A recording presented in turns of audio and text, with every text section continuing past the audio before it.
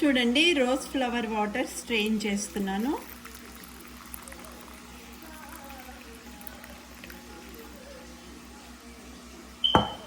Ready అయిపోయింది.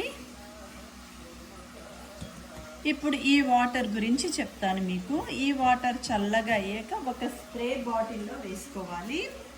Spray బాటిల్లో వేసుకొని మనం ఫ్రిడ్జ్లో పెట్టేసుకుంటే ఒక 1 మంత్ వస్తుంది అన్నమాట. ఇట్లా స్ప్రే బాటిల్ ఉంటుంది.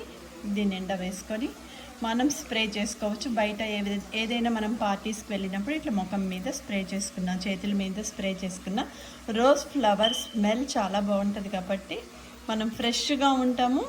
అండ్ మన స్కిన్ కూడా చాలా బాగా గ్లోయింగ్ ఉంటుంది అన్నమాట. అందుకని రోజ్ ఫ్లవర్ వాటర్ నేను ఇలా చేసి ఇంట్లోనే ప్రిపేర్ చేసుకున్నాను అనమాట.